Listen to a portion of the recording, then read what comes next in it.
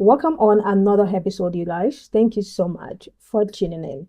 I came across this interesting story of four sisters who jumped their African father, who has a track record of eating their mother since they were small, I think, because they said by the time they were able to jump this man, they jumped and beat this man. If you don't know what it means to jump someone, they beat their father. Yes, their father has a track record of eating their mom, and those kids could no longer take it. Because why is he not on the street fighting men like him? Why is he beating their mom?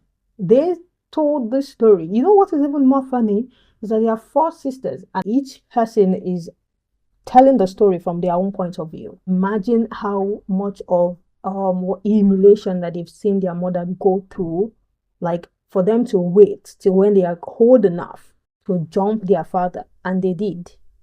They did. Because now they are telling us the story. And the internet is having a field day about it. And this is something that is more like a taboo in Africa. But I want you guys to see the video and then we'll come back and we'll talk about it. The video was gonna blow up so much, but everybody has been asking about like the details or like what led to me and my sisters jumping our dad. I don't quite remember what led up to it. All I know is that we were fed up and I was just ready to fight. I don't know all the details. All I remember is how we beat his ass. That's it. But this is my sister. I think she remembered the details, so she's probably gonna be able to tell y'all more of how we planned it and if we had a meeting and stuff. Like me and my sister, we sat together and we start planning. Like if he ever put his hands on her, you know what we're gonna do? Let's jump him. And then I guess it was that one fateful night. I think he was like drunk. He had drank. Yeah, he was fucked up. He was drunk, and then I don't know what he started saying. They start arguing. He said something smart, and my mom replied, and then they start arguing, and then he felt like he wanted to put his hand on her. So he tried to do that. When I tell you, we all jumped in. We went in there. I think I was the first one. I started it. She had a lot of anger. When I tell you, she needed anger management. I think she probably was the first one who took off, and then I didn't, and everybody else jumped in. Yeah. So that really made me so mad. So I got up and I stopped putting his shirt, and like I'm the one that ripped it. Let me tell you something. I'm the one that ripped it. I grabbed it and then I went like this. Like, yeah, she ripped his shit. Yes. She ripped his shit. I don't know which one of us gave him a bloody nose or punched him in the lips, but the dude was bleeding. But I know for sure but mind you, the dude is taller, so we was like climbing on him. Yeah, he is tall. That's why we waited until we were tall enough to fight him. Because when we were shorter, we didn't try it because he was tall. There's no way we could have got it. He would have just did this. And he would have just do stuff like that. And then on top of that, he was also drunk, so he was off balance a bit. Yeah. If he's sober, I think he could have kind of like gotten us, but he was fucked up. He was. So it really made it easier because we did, and then he wanted to call the police. Like he wanted to call the police, but how he gonna call the police? Don't speak English, so and none of us was gonna translate. He got so mad he took himself in the room. Yeah, he was on timeout. Went in his room. Didn't speak to nobody. That whole week he was on mute. He was just to himself. So what's your relationship with him? Same as yours. Like there's no relationship. I mean, yeah. So this is literally this is my second sister. The other two are not around, but yeah, it's a total of four of us, including myself. So it was four of us jumping one man. And ever since then, he've never tried to fight our mom. I recently came across a video on here, an African girl in America, talking about how they jumped their dad because their dad would usually hit their mom. And her and her sisters jumped their dad. And let me tell you something. I laughed so I laughed so hard because yes, Dad, you deserve it. You deserved it. And then they now said to him, call the police. Who's going to translate for you? Because the dad can't even speak English to begin with. And I'm laughing because, for decades, our mothers just accept this abuse from our fathers. And they just stay in the marriage. But I am loving this generation of kids. They don't take nonsense. They actually do not take nonsense. And I'm here for it. I'm actually here for it.